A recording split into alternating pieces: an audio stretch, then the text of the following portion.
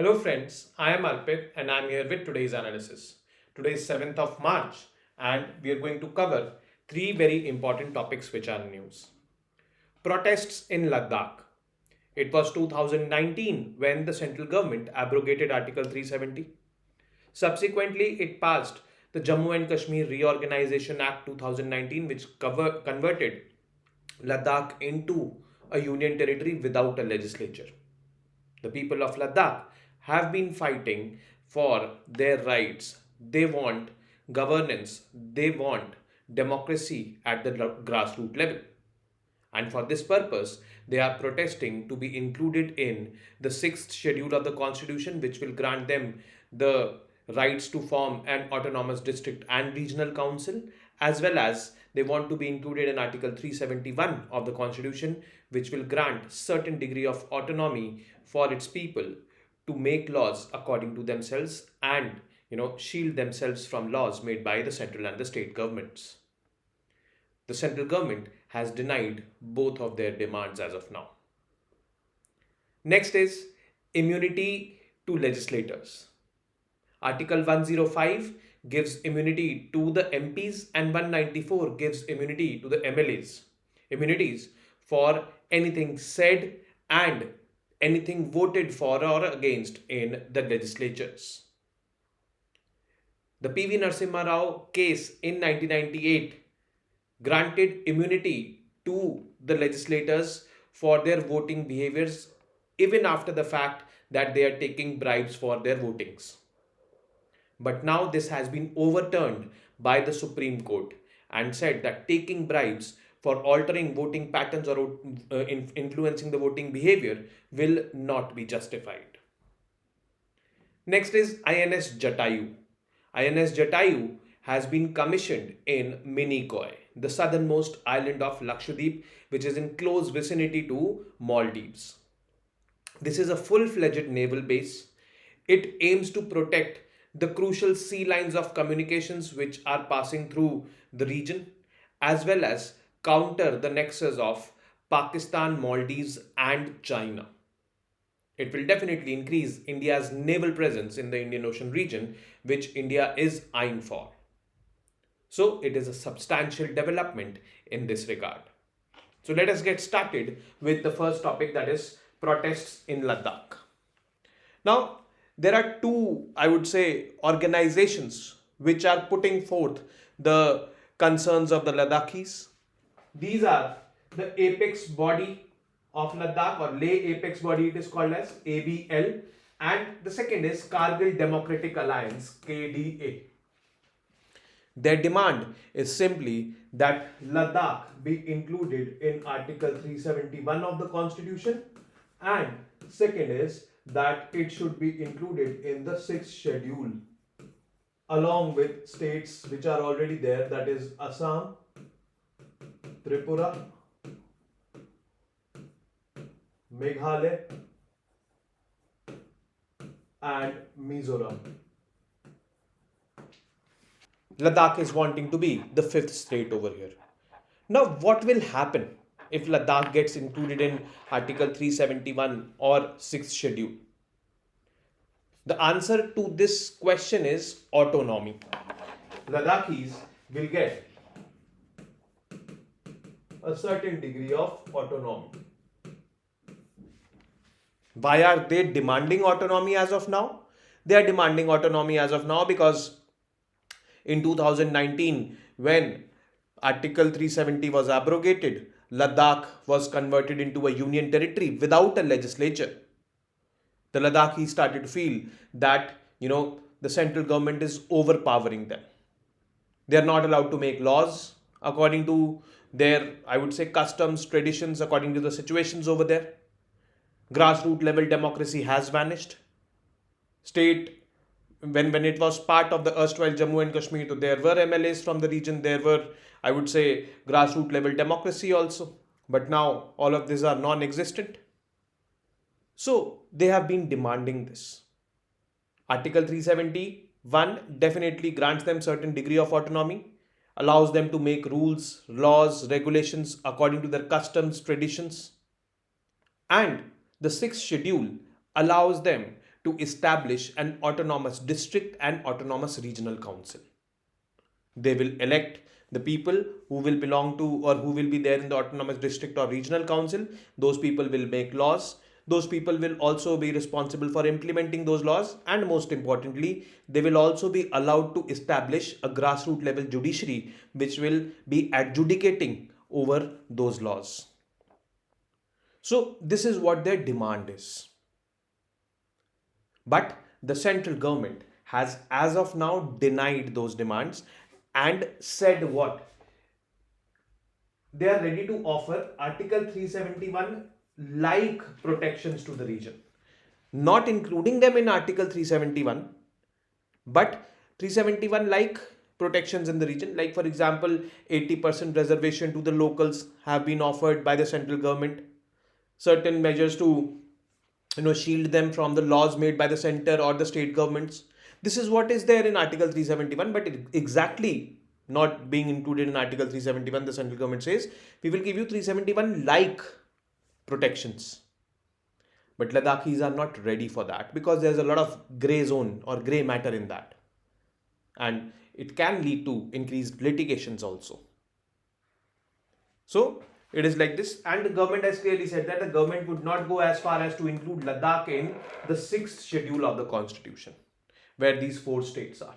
Because 6 schedules, basic logic is that the tribals in these 4 states are most backward tribals.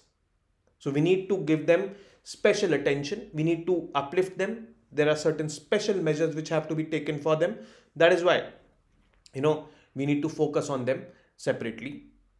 But, scheduled tribes are there in Ladakh also. But yes, the central government is not finding them fit to be part of 6th schedule, which clearly has been denied by the central government. So in this topic, we will see, the details of 6th schedule, the details of 371 also. But yes, before that, we need to understand that what led the Ladakhis to these demands. So this have already been explained though, but yes, kind of repeating it. Article 370 was repealed in August 2019. Jammu and Kashmir Reorganisation Act 2019 was passed. Ladakh was recognized as a separate union territory without legislature. Now, ever since this separation, ABL and KDA, these 2 organizations have demanded that Ladakh be included under the 6th schedule. 6th schedule, which is already consisting states like Assam, Meghalaya, Tripura and Mizoram. Astra Me Me, it is called as. Not called as, but yes, you can use it as a mnemonic to memorize it. What will happen if Ladakh will be included in the 6th schedule? So first thing which will happen when regions are included in as part of 6th schedule is they are allowed to establish their autonomous district and regional councils. Now these autonomous district and regional councils are established by the governor of that state in which these 6 schedule areas are. The governor also has to make certain rules and procedures for how the members will be elected to this autonomous district and regional councils, what are going to be the powers with them, on which subjects they will be allowed to make laws, how will they be implementing the laws, what will happen if these laws will be contradictory to the laws made by the state government and the central government. So all these are laid down by the governor. Now this would include power to make laws. If they are included in the 6th schedule, the autonomous district council and autonomous regional councils, what they do? They make laws on subjects such as forest management, agriculture, administration of villages and towns, inheritance, marriage, divorce, social customs. So this autonomous councils gives them certain degree of autonomy, the people over there, that they can make laws according to themselves, they can implement them according to themselves. And this is what the Ladakhis have been demanding. The ADCs and ARCs may also constitute village councils or courts. Village councils means at the grassroots level they are reaching. Courts means they are adjudicating to decide disputes between parties from scheduled tribes and appoint officers to oversee the administration of the laws they enact. Now in cases where offences are punishable with death or more than 5 years of imprisonment, the governor of that state where that sixth schedule is, and any scheduled tribe is, has committed a crime which is amounting to death penalty or punishable with more than 5 years of imprisonment, then what can be done? The governor of the state can confer upon the ADCs and ARCs the power to try them under the country's criminal and civil laws. See, ADCs and ARCs will only be conducting the trials, but the governor can confer upon them that you can try these kind of crimes under the, criminal laws and civil laws made by the center and the states. Now it depends on ARCs and ADCs how they want to adjudicate. The schedule also gives ARCs and ADCs the power to collect land revenue. So taxing powers are also there, impose taxes, regulate money lending and trading, collect royalties from licenses or leases for the extraction of minerals in the areas, and establish public facilities such as schools, markets and roads. So these are all the powers which are there with the autonomous district councils and autonomous regional councils. So that is what the Ladakhis are demanding, certain degree of autonomy. And here is a link on which you can click and you'll get to that PDF which has been issued by the government, which contains the basic details of the sixth schedule of the constitution, what the sixth schedule is. Next demand by the Ladakhis are they should be included in Article 371. What is Article 371? Now, special provisions under Article 371 allow protections to be extended to local population of Ladakh, while stopping short of the widespread autonomy that is provided to ADCs and ARCs under the sixth schedule. So, in a way to understand this is that sixth schedule is providing more degree of autonomy and 371 is providing less degree of autonomy. What is being demanded by Ladakhis? Both are being demanded by Ladakhis, that we should be given protection under Article 371 as well as we should be given protection under under the sixth schedule of the constitution also. Knowing that Article 371's inclusion, if they will be included in, they will be having not the same level of autonomy or not the same level of powers which they would be having if they would have been included in the sixth schedule of the constitution. So they are demanding both. Can both be demanded? Yes, both can be demanded. There are states like Assam which are having powers under Article 371 also and under the sixth schedule also. So they are demanding this. Now, if special provisions are introduced for Ladakh, if means Article 371 is introduced for Ladakh, means if Ladakh is there included under Article 371, it would be the first time they are introduced for a union territory as opposed to a state. So it would be the first time in the history of India that when a union territory will be given this status of, or will be included in the Article 371. What is Article 371? Actually, Article 371 is not single article. There are related articles also, like 371 is one article. Then 371A, 371B, C, D, E, E, F, G, H, I, J. Till J it is there. So when a capital letter is following the article number, means it is a separate article.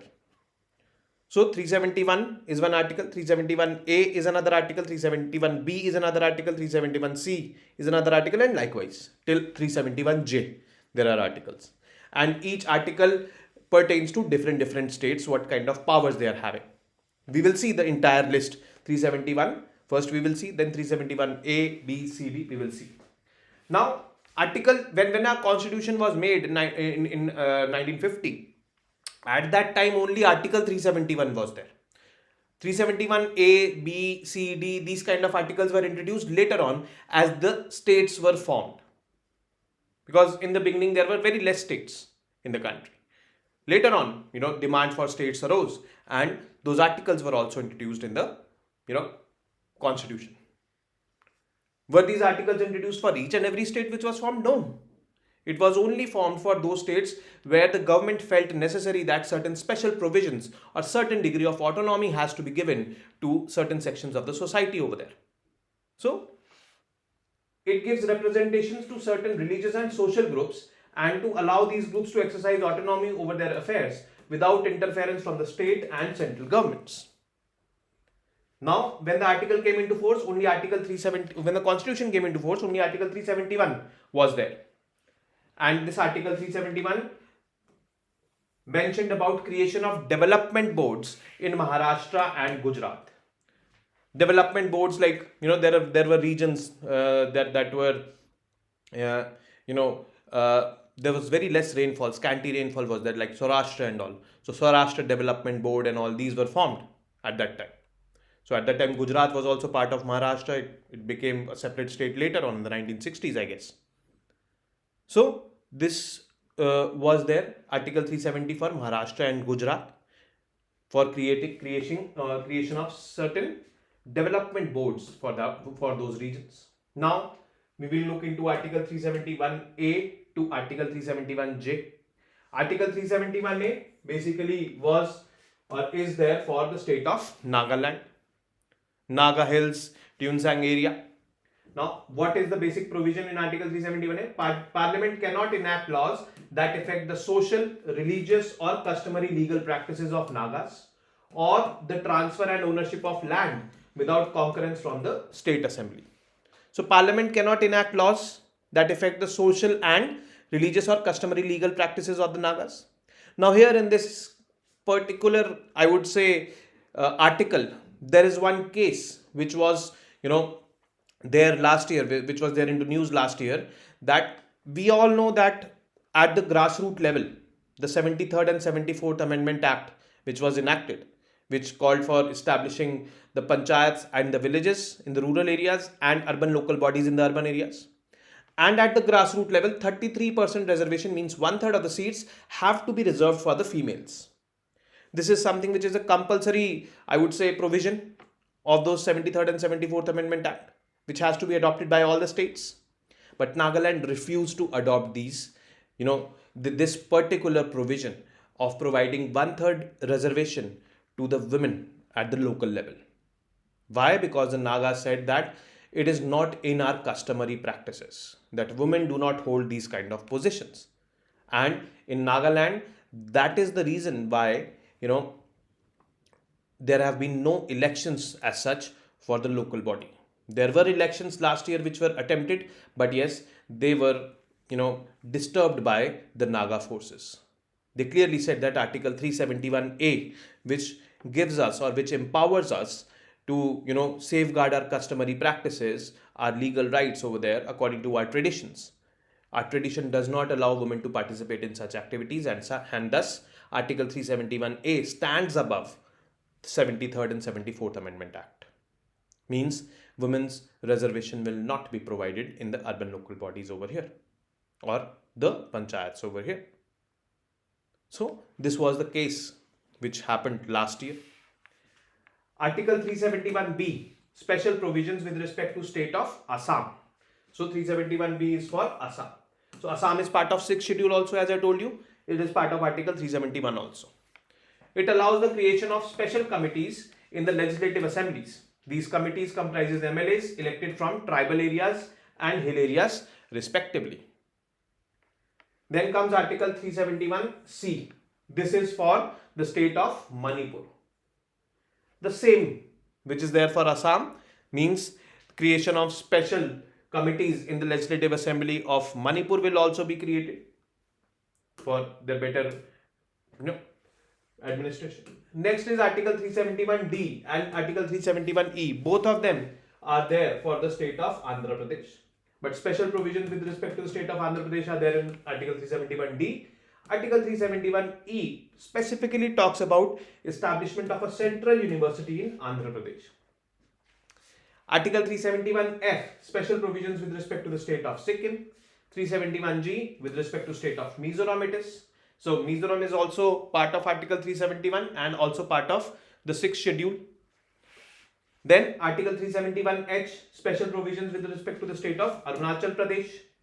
371I is for Goa, basically to conserve the Portuguese culture over there, because Goa was at one point of time the colony of the Portuguese. And last is Article 371J, which talks about special provisions with respect to the state of Karnataka. So if Leh Ladakh gets included in Article 371, it will be an extension, that is Article 371K will be there. K follows J. So a new article will be inserted which will provide special provisions with respect to the UT of Ladakh, which will give certain, I would say, degree of autonomy to them. But as of now, the central government has rejected both of their demands and said that we will give you 371 like facilities, like 80% reservation in the government jobs you can get, or the tribals living in these regions can get. All these things have been said by the central government, particularly the Home Minister. But let's see how this folds out or how this turns out to be. Next is immunity to legislators. Article 105 gives immunity to the MPs for anything said in the parliament and any vote given in the parliament. Article 194 gives immunity to the MLAs for anything said in the State Legislative Assembly and any vote given in the State Legislative Assembly. Now this immunity is given to them. With this mindset it was given that they should have or they should enjoy freedom to express themselves in the parliament. Freedom of expression can be in the form of whatever they want to say.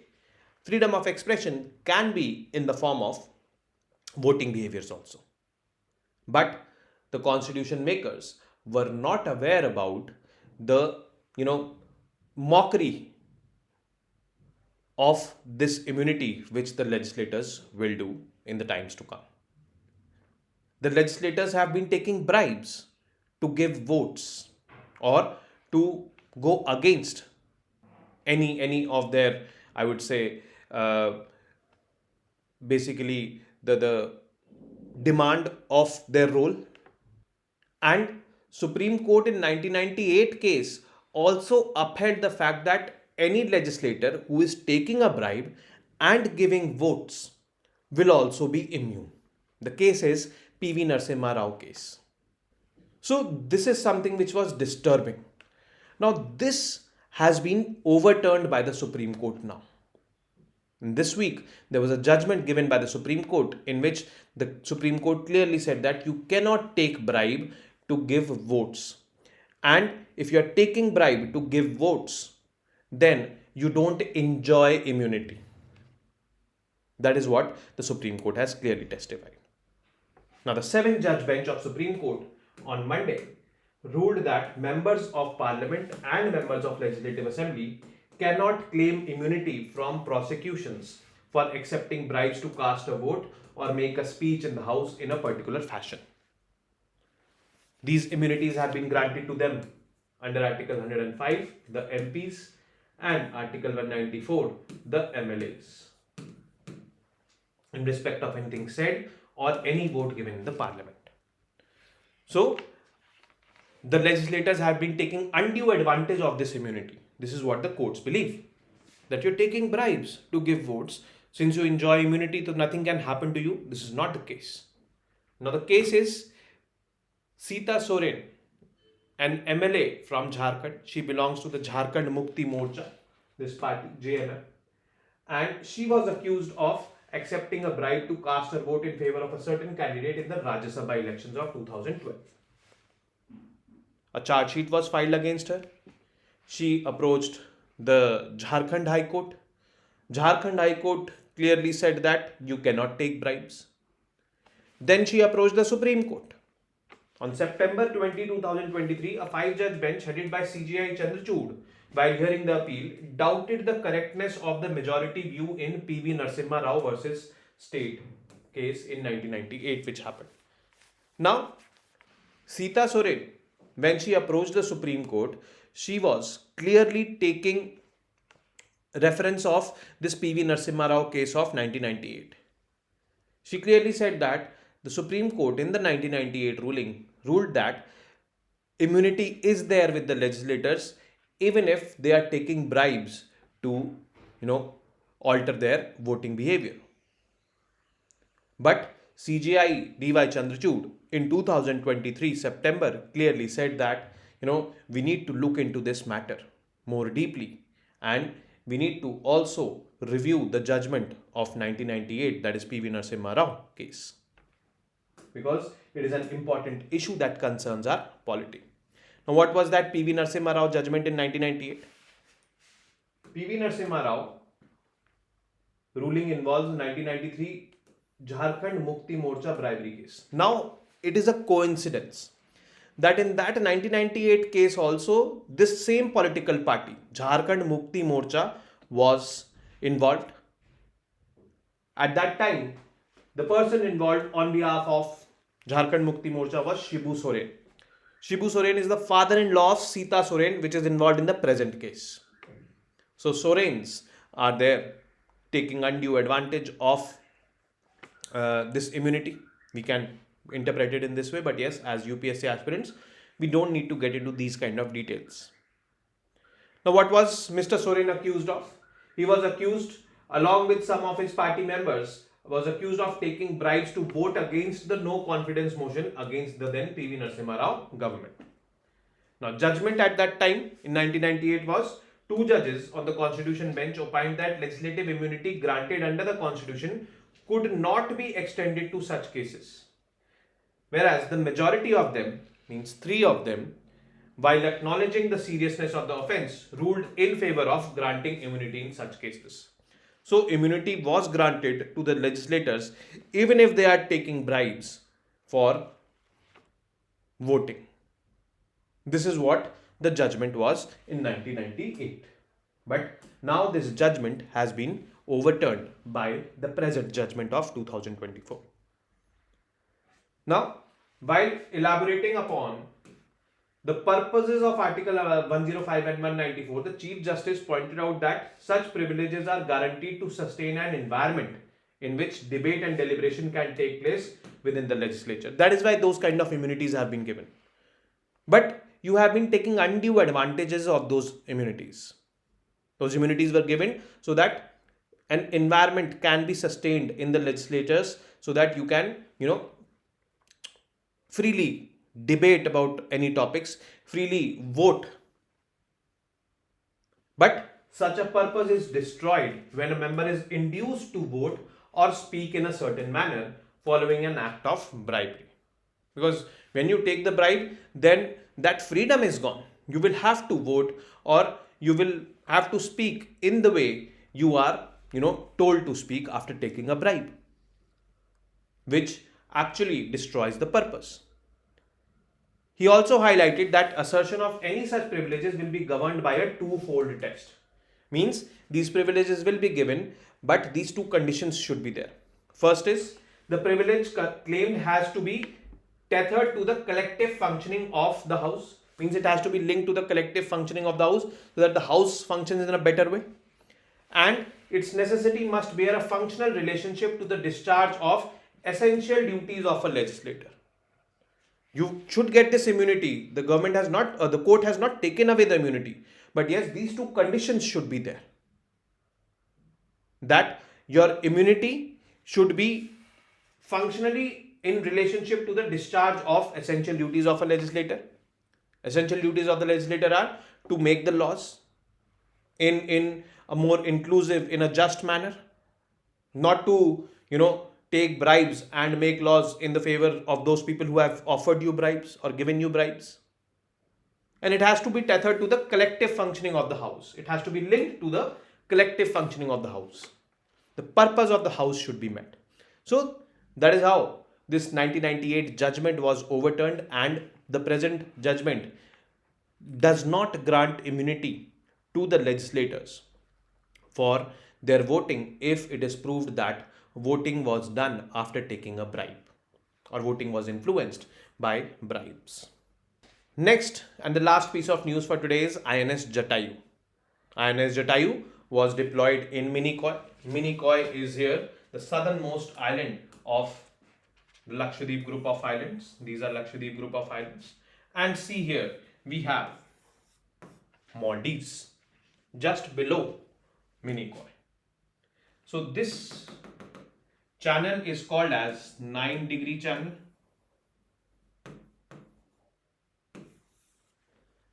This channel is called as 8-degree channel.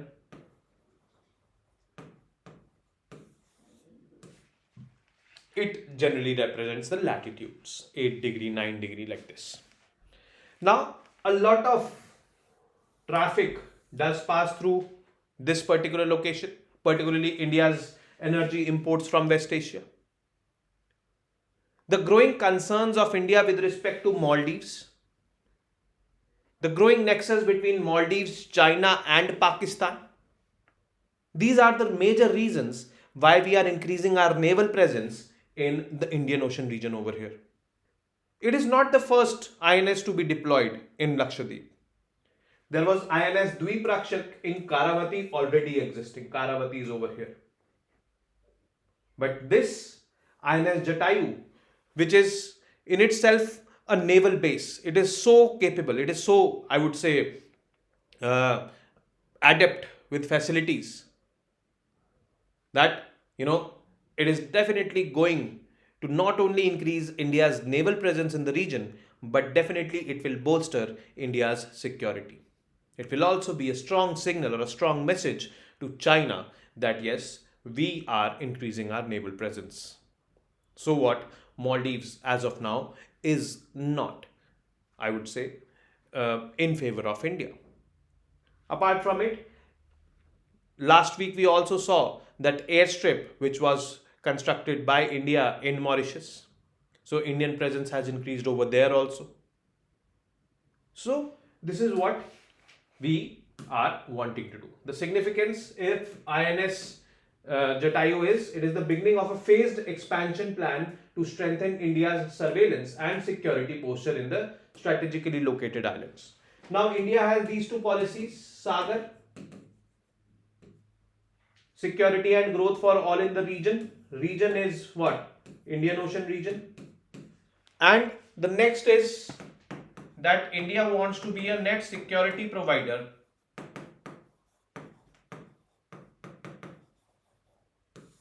in the region. Net security provider in the region means the Indian Ocean region.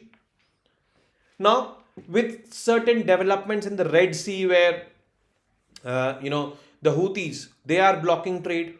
I was watching a video today that now they have gone to that extent of cutting those cables through which, internet is spread. Those are undersea cables. They are attacking those cables as well now. So, India needs its presence in the Indian Ocean region. Then only India will be able to become a net security provider for itself as well as for other countries also in the region.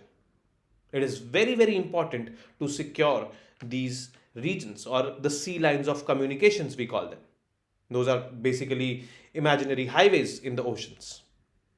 So this needs to be done. Now, this Minicoy Island, which is the southernmost island of Lakshadweep, is separated by 9-degree channel from other islands of Lakshadweep, through which critical sea lines of communication they pass.